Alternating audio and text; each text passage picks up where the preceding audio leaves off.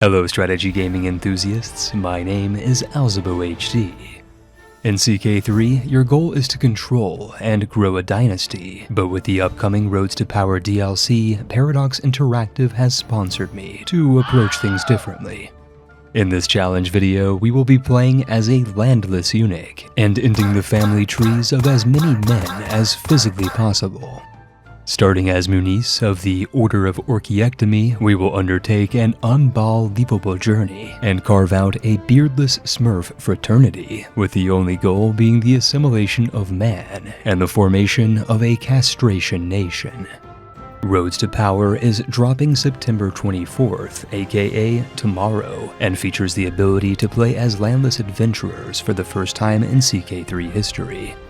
To truly put the pain in this campaign, we won't be playing as any recommended adventurer, as these are too easy. Instead, we'll boot up the 867 starting date and update the settings where I've crafted the most difficult starting position possible. Welcome to the Thunderdome, where AI conquerors spawn every day with overpowered modifiers, and plague and disease is in the air we breathe. After selecting Byzantium, it's time to find the most famous Greek in history, a homeless eunuch by the name of Muniz. He's a wayward wanderer that can spawn anywhere in or around the Eastern Roman Empire, though in previous updates could be found as the Count of Acre and Galilee. In this timeline, he's a wrathful, sadistic, and diligent elusive shadow, with the new trait of beardless eunuch. This just means he's a cut above the competition, and it's time we start our campaign as this 22-year-old Greek Muslim eunuch. Muniz is not a default adventurer start, so we'll use debug mode and make him into a lamp, which will establish him a camp and a landless realm title. It's time for a vicarious vasectomy as we switch to this bagless beggar, customize his Castrato dynasty, rename his encampment to the Order of Orchiectomy, and get started with our snip strategy. Muniz begins his campaign with no followers, absolutely no money, and a pavilion that grants medium health modifiers. Our first step is to become a freebooter for access to easier criminal contracts, which makes Muniz a boss of the eunuch mafia. His visit to the castle of Smyrna produced 3 possible recruits, but without any money, Muniz would have to choose the weird woman that wanted in for free.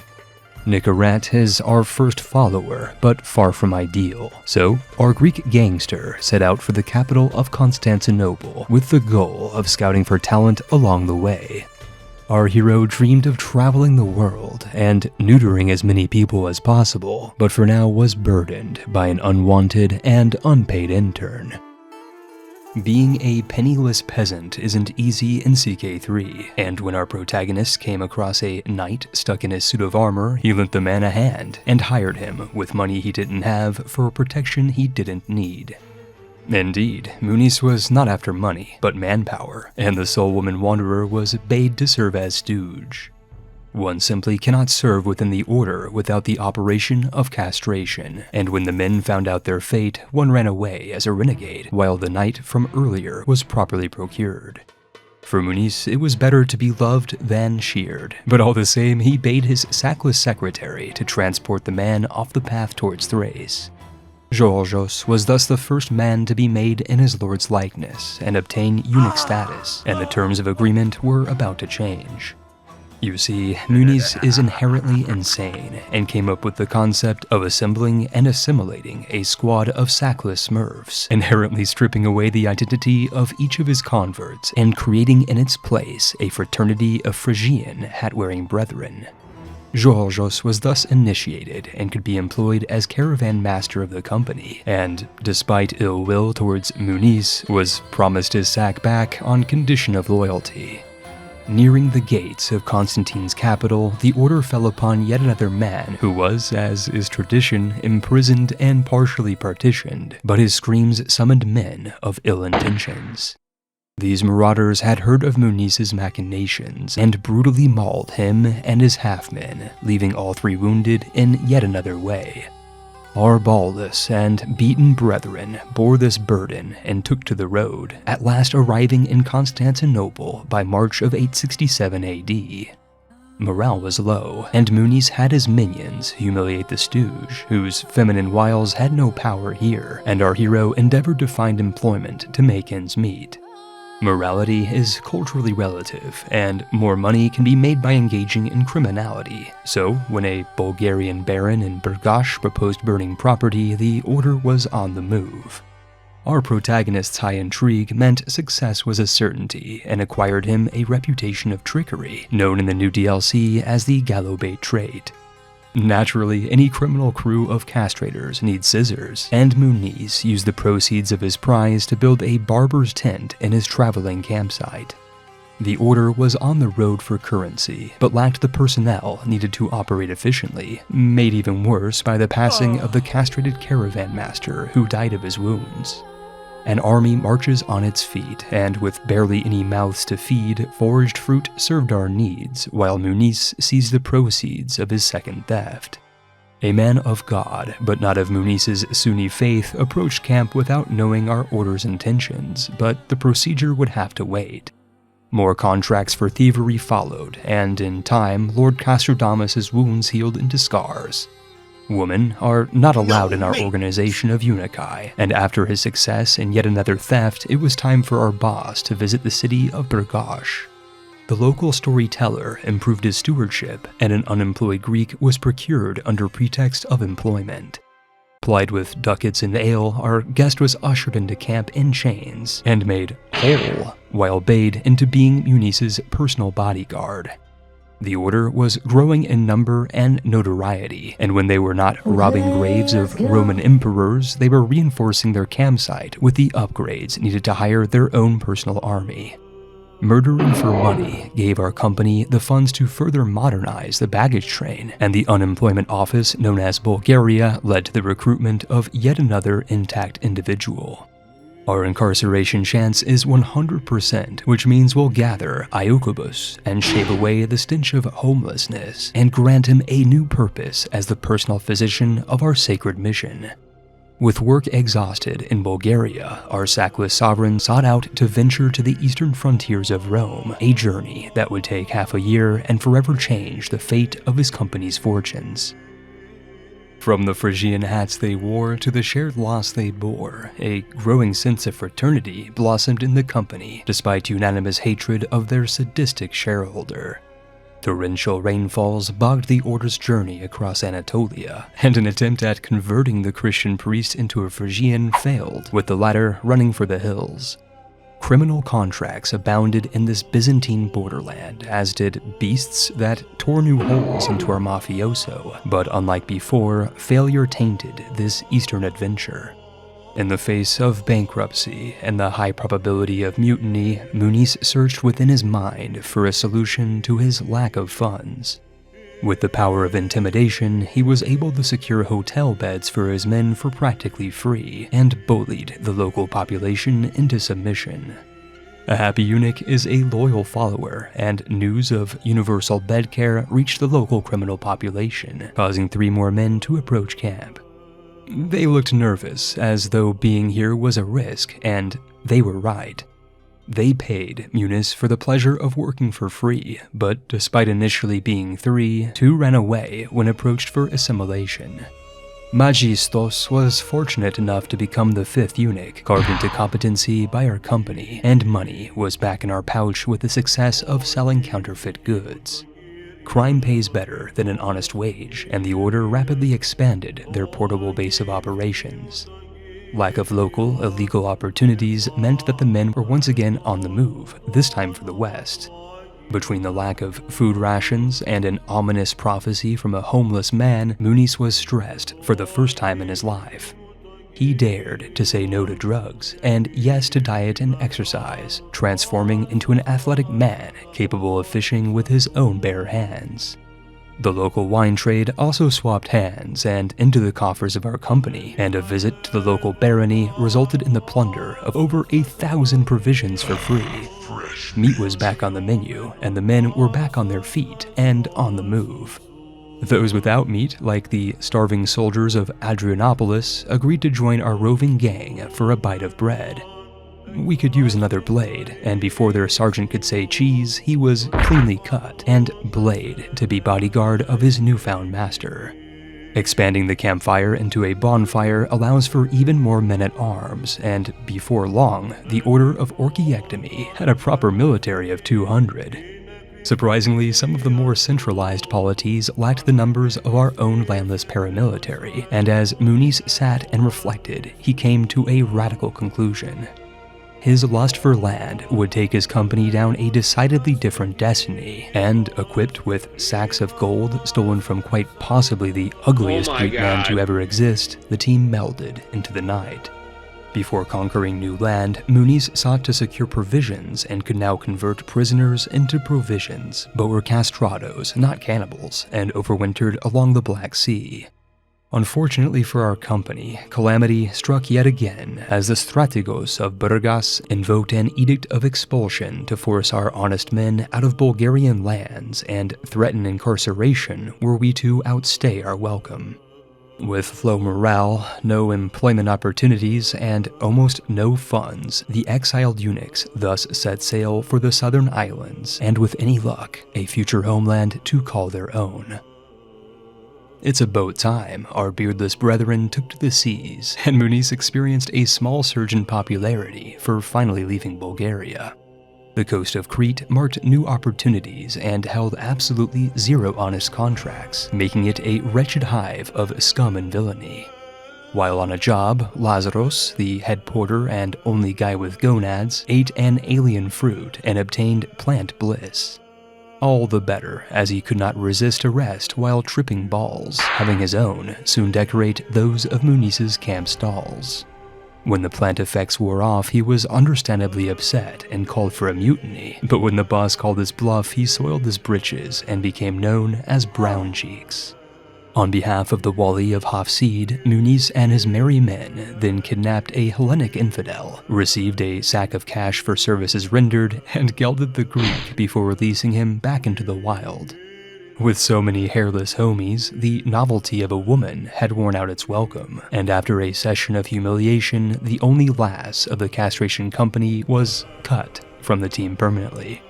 As the Wali was pleased with our catch and release of the wayward Greek, he pledged his pikemen men-at-arms free of charge, and it was beyond time for a company party. 300 Spartan soldiers and 7 eunuchs were now within the employ of our order, and the hunt was on for a larger and more prestigious game. Muniz cornered a wolf, but was bit on the left eye, giving our guy a pirate aesthetic, but nearly costing his life in the process. With our main character looking like the medieval equivalent of a James Bond villain, it was time to enact the prison feudal process, a trait that massively boosts imprisonment efficacy and thus the probability of cracking coconuts. Lord Castradamus had by now become famous across Greece, and in a plot twist became best friends with the brown-cheeked mutineer he had castrated only a year prior.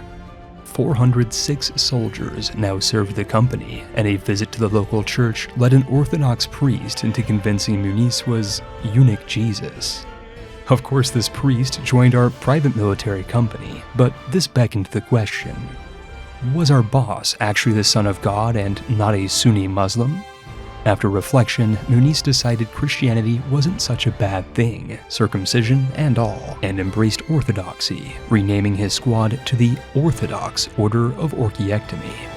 The order was now an army without a state, and Muniz hired 700 more Albanians to his banner in anticipation of the foundation of his castration nation. The Carling Kingdom of Italy was weak, and Corsica would be an ideal first acquisition, leading Muniz to declare an adventurer claim war for the county of Veția in 877 AD. More than 1,000 soldiers serving the Orthodox eunuch lords crossed the Aegean and descended upon Bonifacio without resistance. The Italian queen could only watch as the order besieged her coastal castles and starved out the levies within. In a desperate attempt to save her Corsican county, she offered our eunuchi the worthless county of Bari in Italy in exchange for peace, but peace with these terms was never an option. In less than a year, our order had occupied their first holding, and the Italians lacked the forces to defend their lands. Ajaccio was next on the list, and local hotels lodged our Phrygians for free after being informed of the implication. The knights who joined our conquest were also imprisoned, and although one fled, the lower heads of Antonius rolled as he enrolled for the cause. Further attempts at recruitment resulted in desertion as word spread about our true intentions, and Munice's torturer trait did not help in marketing his operations. He must thus switch his intentions to barter and stewardship to secure his hiring process. The Carling Queen made a pathetic attempt at disembarking directly on our forces and was defeated, but a new Italian king meant our victory was far from certain. Half a decade had passed and we're at an impasse, but luckily our ticking war score meant that the county of Ezio was ours, and Munice would at last become an independent count and achieve adventurer veteran status. Count Castrodomus now controlled southern Corsica and promoted his eunuchs from followers into ministers of state. Our Orthodox bishop was lazy and incompetent and thus imprisoned where he could be processed and replaced by a proper man of God. Our monarch was no longer a homeless wanderer and needed the drip deserving of his new status and intentions, and thus renamed his county to the Castrato coast and his capital to Castrus. With land in hand, Munice and those that made the cut could now focus their attention towards their primary objective. Unlike before, our lord's landed status meant that he can summon knights, which can consequently be castrated for high prowess eunuch enforcers. It is said that all roads lead to Rome, but Munice will take the ferry to fulfill his pilgrimage. Unfortunately, you can't wash away some sins, and at the same time Munice was in the Vatican, the Pope called for crusades against Carpathia, a massive Magyar empire that had enveloped the entirety of Europe. The Holy See was in need of Catholic defenders, but our count was now Orthodox and cared little for their fate, opting instead to lay claim over all of Corsica. Golden obligations would aid in reviving the eunuch economy, and Castratican GDP relied on trading secrets for hooks which were traded for cash. Speaking of eunuchs, a German tourist visiting Corsica was invited via force and asked for information, but unbelievably, he was one of us and must have been captured previously. Another heterarches arrived and managed to evade the initiation, and those within our castration nation made no secret of their disdain for he who maims. Like all eunuchs, Munice used blackmail to secure currency and traffic in new employees, whose onboarding required an involuntary vasectomy. He's 39 and feeling fine, but extorting penniless peasants was far from profitable, and Munice thus set out his spy to gather dirt on the papal prophet to pull a profit. It turns out this holy man had murdered the Sultan of Tunisia and was happy to pay Munice and his friendly Phrygians a massive sum to vacate the Vatican and keep the matter a secret. Money meant soldiers, and while we could not compete with the conquerors of the East, Italy was as weak as ever, but a truce prevented consolidation of the Corsican island nation. Fortuitously, Corsica declared independence 3 months later and could thus be captured in its entirety. The Count of the Castrato coast hired budget mercenaries to even the odds and laid siege to Ajaccio. Every secret funded more private military companies, and soon we had more mercenary manpower, and the blackmail needed to mail order our 13th member. The Corsican capital had fallen to the Greeks, and even the natives took Munice's money to take out their own. 2 unlucky enemy combatants were captured, and their skin was used as a canvas to improve our monarch's intrigue and prowess, culminating in their double castration and capitulation of the Corsican nation. The island was at last, by eunuchs for eunuchs, and thus renamed to Castratica, and its new due spared little delay in dressing the part. United in their hatred towards their sociopathic sovereign, the men of this new land could only wonder what fate awaited them. Hunting the most dangerous game requires leadership authority, and when the Corsicans refused to convert to orthodoxy, their ranks were revoked and repopulated with Phrygian faithful. A captured thief pleaded that he'd let our protagonist do anything, and Munice used the opportunity to learn anatomy. With his entrance dues paid, the man suffered from success, while the only bearded man on the island fabricated our fiefdom a claim over Sardinia's northern coastline. The Pope had by now accumulated so many STDs, a plague had befallen Rome, and the massive Carpathia, led by the Scourge of the Gods, was set to delete all of continental Christianity. Orthodoxy soldiers on, only among our island of true believers, and with the claim from earlier, Muniz sought to subjugate Sardinia. But before he does, check out this Bohemian baron with blackmail. We'll invite him to court, grant him house care, and cut him free to frolic with his fraternity. On the field of battle, the Sardinian coast had fallen under Castratican occupation, and the intact interlopers were routed from Corsica. These Sardine soldiers were no match for Muniz's Pebble police, and a captured enemy knight would pay the ultimate price. The chase was on, and our hero became a proper human hunter. The Balearic Islands were claimed, the Castrato coast fell to plague, and the capital of Sardinia was taken, but the war was not yet over. Over half of our eunuch population were sick and dying with disease, and the only way Muniz survived was via a mystical manipulation of his membrane from his court physician. An Albanian visiting this hellscape of plague and human torture offered his services and was given room and board before 2 bricks ended his lineage. The plague was over, and our due was cured. A new physician was chosen and debagged within one motion, and a caravan master was recruited and cut from the same cloth. Only mountains and mercenaries would turn the tide of this conflict, and a peasant rebellion only further complicated the campaign. Unexpectedly, the enemy army captured and exported the leader to our prison, where he was tarred and defeathered, and with the capital of Cagliari captured, the war was finally over. 4 years of war for a simple slice of land called for a feast and a celebration, and of course excessive taxation of any vassal who had not faced castration. We've only sliced 22 subjects thus far, so it's time to throw down the tabula for a sphere-smashing montage. We'll start by hiring an inbred physician for more efficient unification. After all, there is a positive correlation between stewardability and lack of bolognese. Muniz then fabricated a hook on the Count of Northern Corsica, inviting him by force, revoking his titles and land, and giving him a hand in welcoming him to the community. More counties means more power. Power is used for blackmail, and blackmail is used to invite heretics from the Holy See to Castration Nation, where they can be gelded into greatness.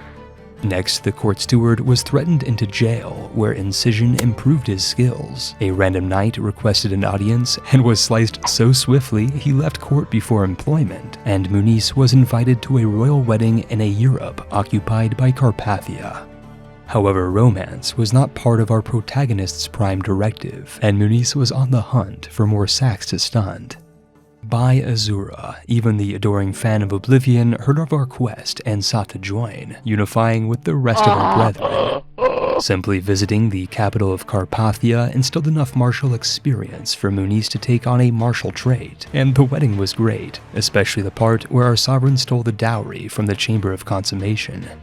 The kidnapping ability marked the advent of a new era for our polity, but before we can import intact infidels, it's time to fabricate a claim on our charioteer to hook imprison him before slicing the spokes of his wheels.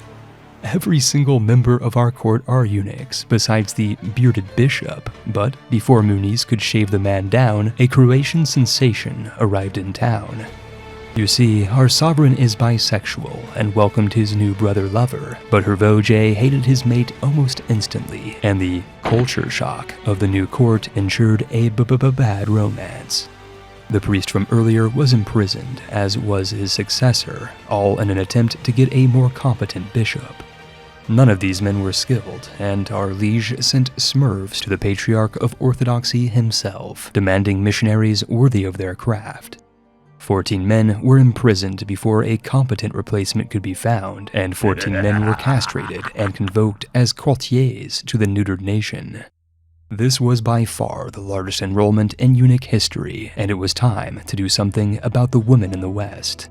Mallorca's men were oppressed by the female duke and in need of liberation and deglandification, so with the castration of a Frenchman to mark the invasion, our sovereign sent his men for an Ibizan vacation in 896 AD.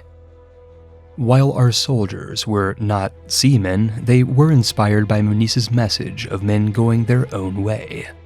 They launched an amphibious invasion and smashed the simp soldiers from existence, harassing and routing them on every corner of the island.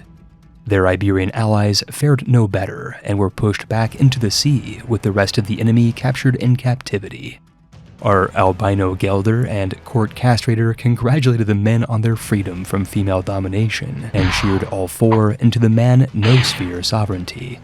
The neighboring emir was also welcomed involuntarily as the first kidnappee and was the highest-ranking prisoner of our polity to date with 2 duchy-level titles. Abdallah begged for forgiveness, but his balloons were deflated, leaving him the 50th castration and in need of divine intervention. In a little more than a year, the war was over and the wicked woman was vassalized, but a peasant revolt threatened stability. Thankfully, these separatists were slaughtered and their leader lost his lineage. Mallorca was under new management, and the new duchess refused to convert to Orthodox Christianity. Male fantasy? In revenge, her husband was bound, castrated, bound again, then blinded for good measure. While this was a promising start, the punishment wasn't over, and Munice imprisoned the duchess, then every single member of her entire court. The men pleaded, but 2 more dudes were deballed. Those without marbles, like the women, girls, and her previous husband, were executed to preserve the morale of our monarchy. That said, we still cannot revoke her titles as there is a truce, so the realm ransom released her to see if she marries anyone later we could snip for seconds. While on the hunt for more brethren, Munice was severely injured by a boar, but thankfully his hospital bill could be paid by the blackmail of dozens of men and women implicated by his spy master. Those without ducats to dispose were taken by force to Corsica, and while one man ran, another joined the Phrygian family. Munice was 53 years old and had already castrated his 55th courtier, giving a net ratio of slightly more than 1 castration per year. Our 31-intrigue spymaster was cranking out fabricated hooks 3 times per year and began to hook in Sardinians from the south. This sliced specimen will make for a good future diplomat, but heartbreak had struck the Castratican court. Munice's Croatian lover broke up due to murder, but his ex would ensure he would never have eyes for another. Her Voje was bound and blinded and dumped in the streets of Castrus, where he tripped to his death. Claimants were called into court for recruitment, and a bookmaker swore allegiance to our monarch upon which his bindings were debound. With his second claim over Sardinia, it was time for our man-hunting monarch to wage yet another war, but this time he could never have predicted the difficulties that lay south of the border.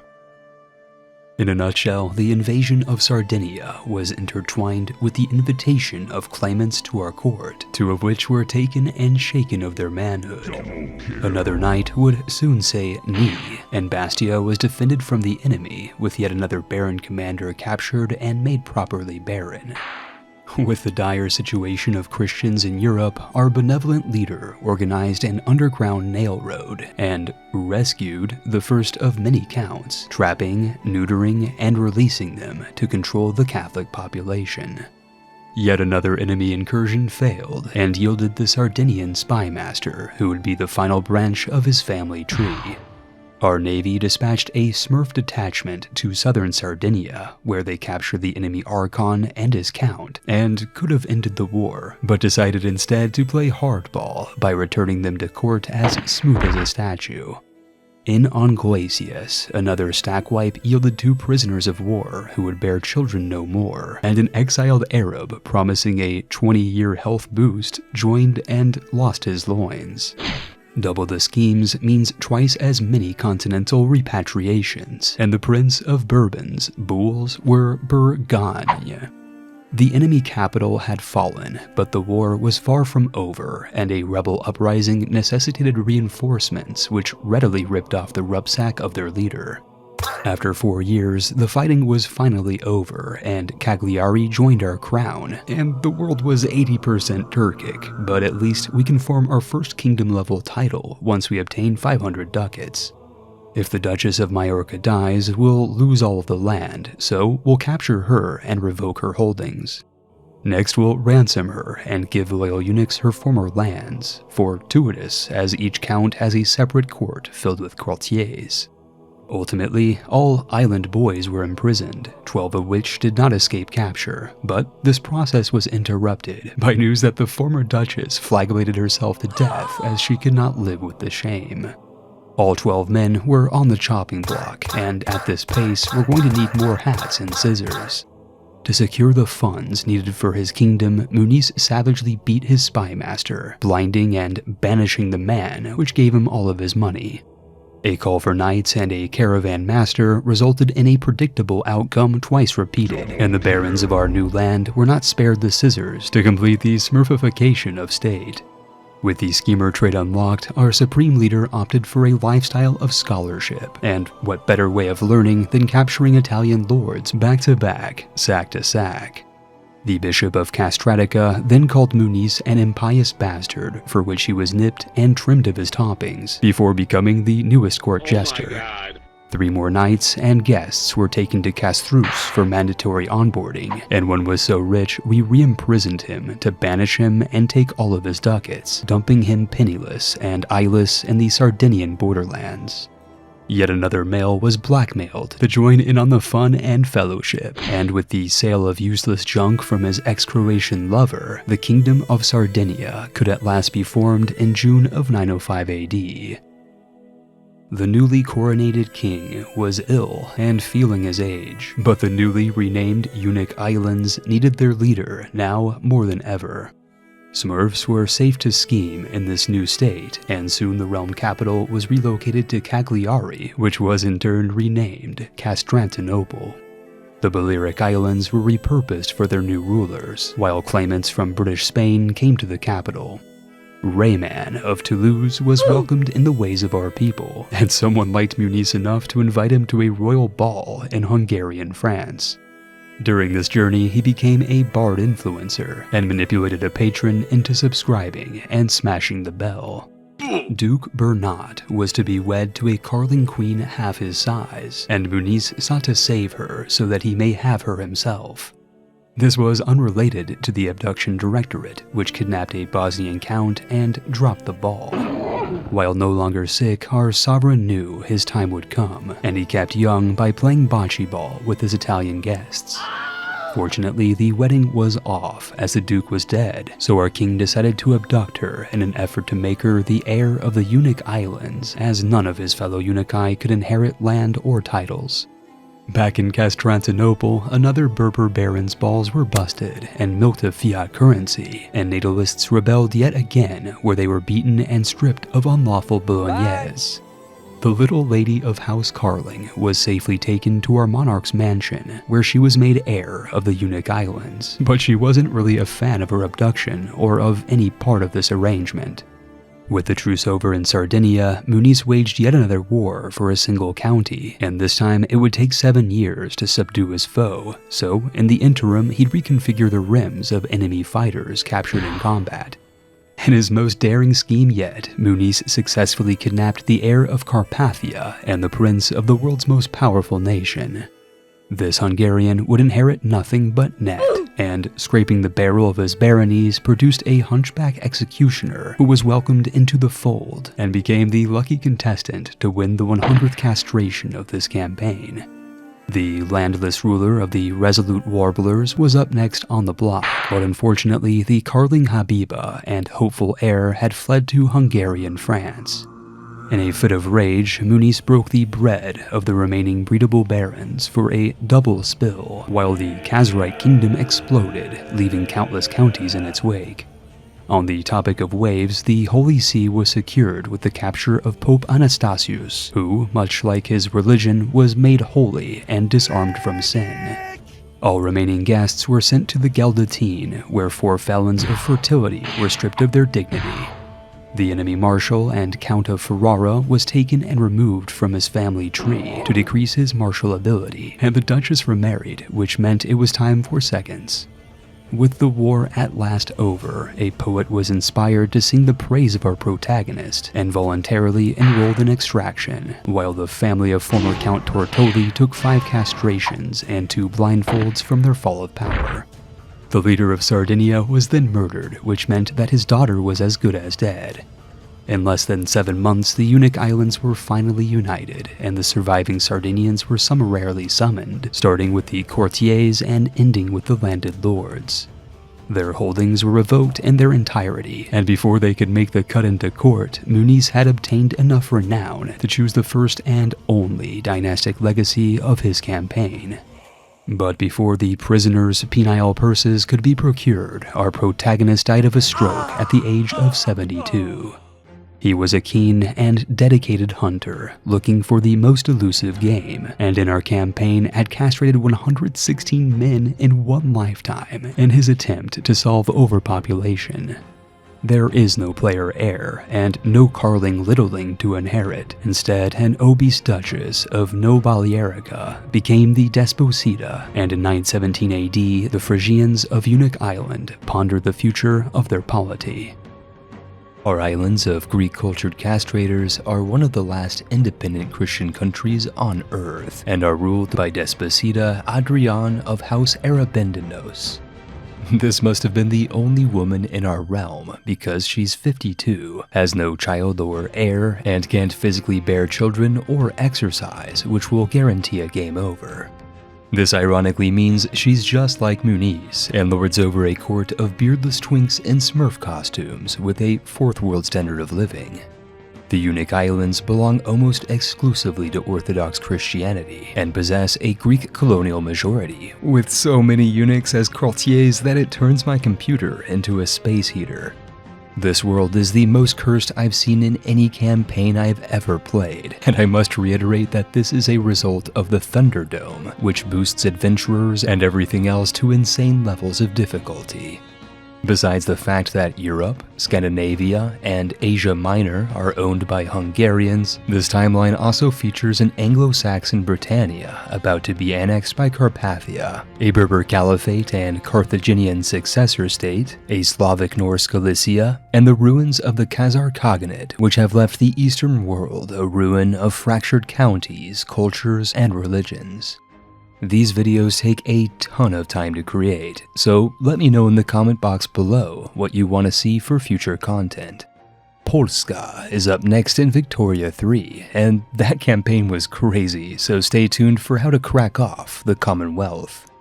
Support AlzaboHD for free by subscribing to the channel and liking the video, and if you have the ducats to spare, consider becoming a channel member or joining my Patreon for perks like being in the channel credits. This video was sponsored by Paradox Interactive, and you should check out the Roads to Power DLC by clicking on my link in the description box below.